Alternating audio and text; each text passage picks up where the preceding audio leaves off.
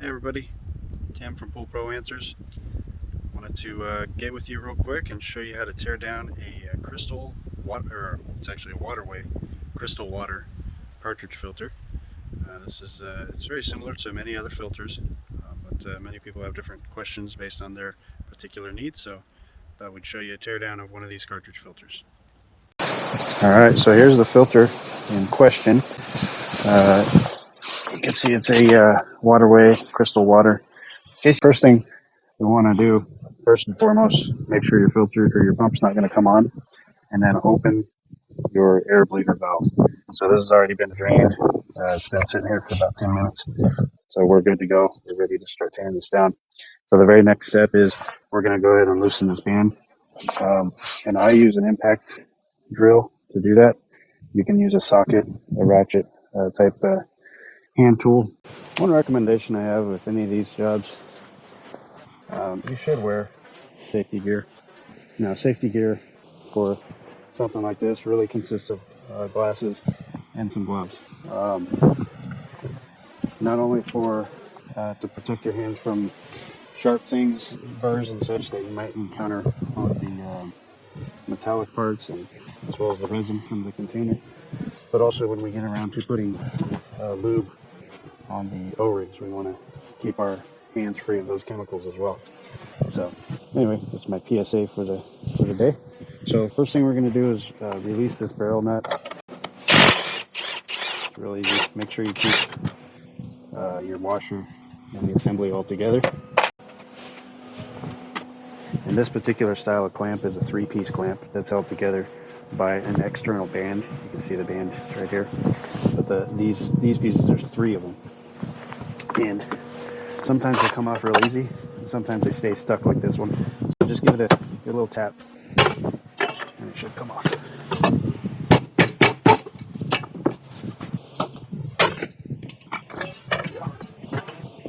And then you just want to lift this off. So there's not much to this particular model. There's an O-ring, which they all have. You got your top piece here. I forget what this is called. It's not. This is a bottom manifold model. It just holds everything together. Not to really do that. You got your vent tube filter or screen, depending on the style and brand of your filter. This will look a little bit different, but they all have them. And this is to allow air to escape the top of the tank. And then of course you have your cartridges. Now you notice a funny color on these? This pool was recently resurfaced, and they have a green surface on the pool. And that's intentional, so that's not algae. That's actually some of the pool surface, the dust from the installation. So you can see it was time for a filter clean. So the next thing you want to do is just take a look inside. See if you note you want to inspect your manifold. This is your manifold, so all the water goes through this back into the pool. So just check if there's any cracking or any noticeable issues with that. This one seems to be fine. Make sure your standpipe for your vent is intact. You're good to go. So before you put it all together, you also want to clean up your surface here, your mating surface for your O-ring. Make sure that's all set. Give your bulkheads a nice little inspection as well. This particular one for the Waterway has a lot of little O-rings inside this. So if you ever notice leaking around here, generally the leak will be down on the bottom because that's the outlet side. You'll notice drips coming down out of the bottom. This is the pressure side, so this is where you'll see the leak. Usually it's in this one. But sometimes you'll get it down here in the bottom.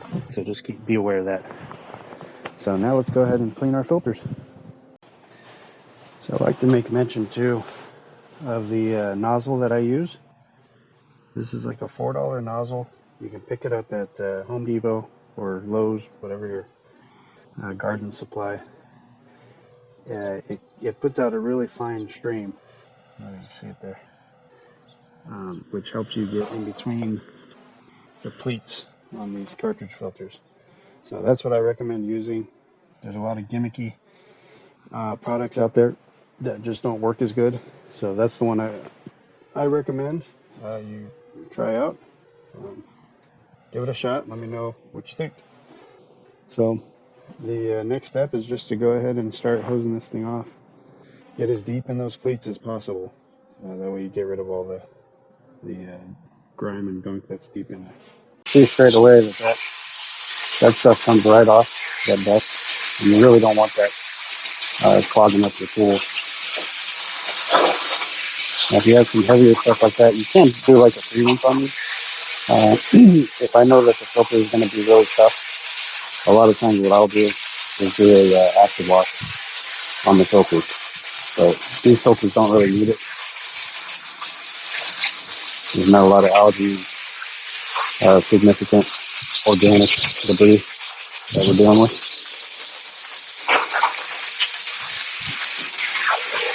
So once you get that top layer, now you want to get nice and deep inside the pleats and just work your way down. So again, you just do kind of a first pass, get all the heavier stuff off, and spin it as you go.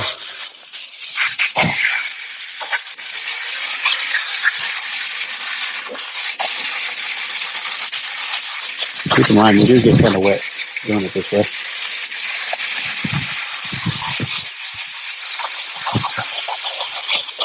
So now once you do that first pass, take some time on it. Get as much into those pleats as possible. And it does depend on your water pressure. I notice when I go to a customer's house and do a filter job and they have low water pressure, this is a very long, tedious step. Don't forget to like and subscribe to our videos if you're benefiting from this content, and make sure to comment below if there's anything that you're missing or anything that you need to understand further, and we'll be sure to reply to your comment as well as possibly make a new video to answer your questions.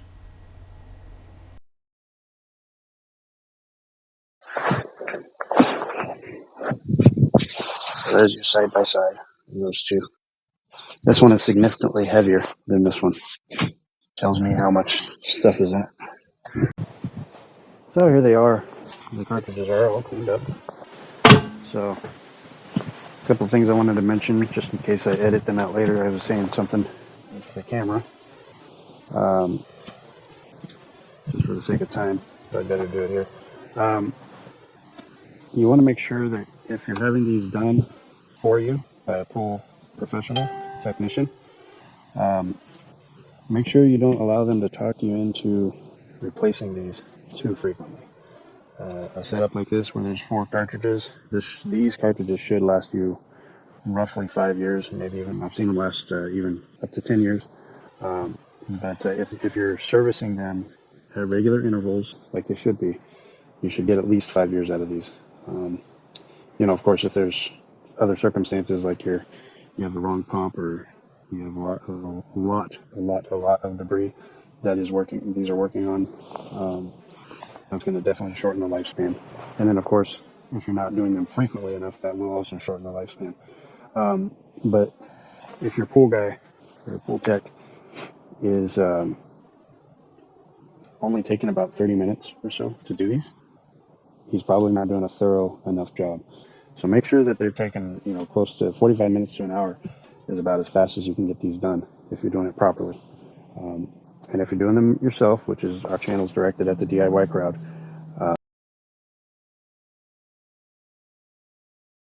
the way to know if it's time to replace these bands here, if the glue starts to let go and these bands start to break, it's time to replace these. If the end caps, if you get cracks in here, they're definitely time to be replaced.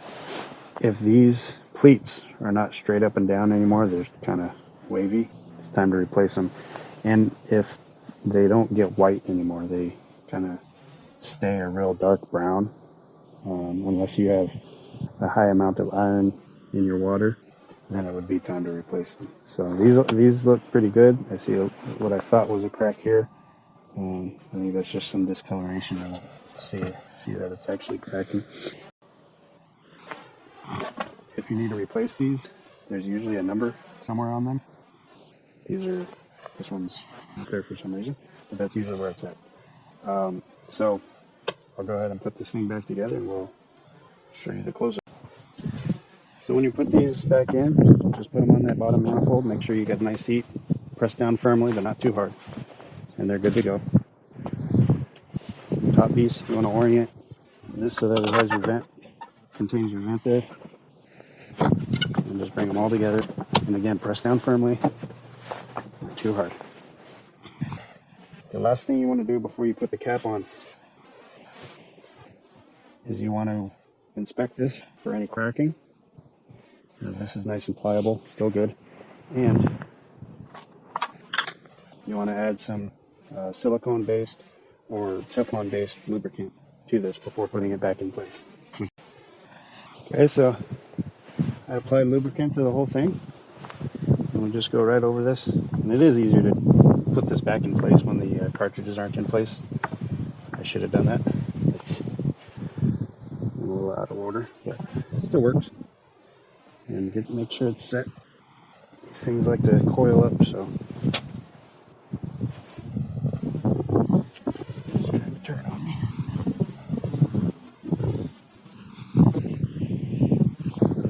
It likes to roll up over that edge. Get that tension just right. So.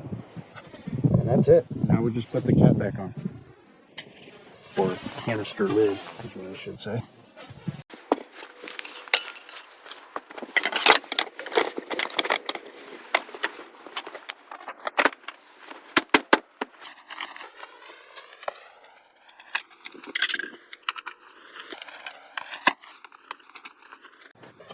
So the tricky part for these is getting everything to come together and seat.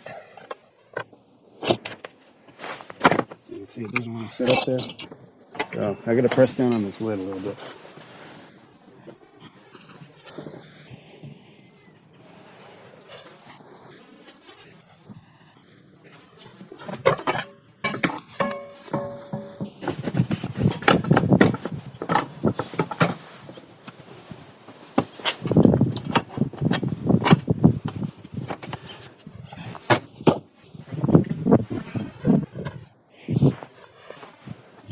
Once you can start that nut, now it's a little easier to make sure everything is good.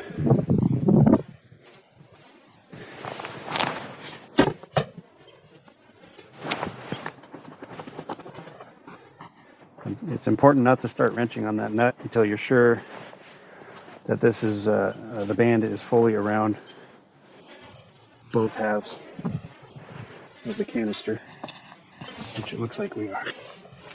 So your next step is to tighten it and then seat it using a rubber mallet.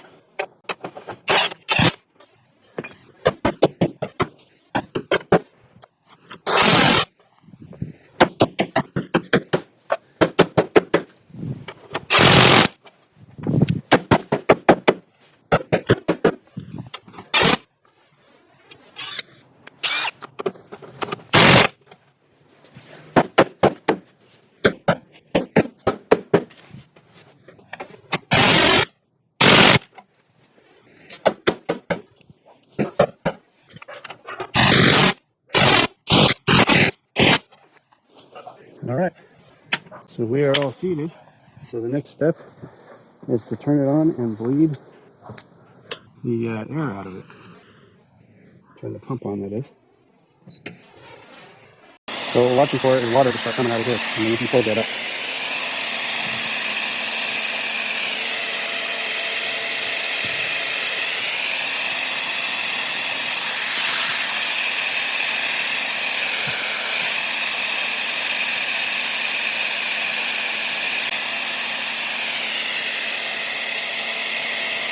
Make sure you're watching for leaks or anything like that. So here we see got water, so we close that up.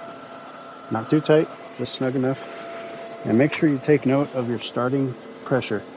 This has this nifty little gauge marker. So at 10 psi above your starting pressure, that's when it's time to clean the filter again.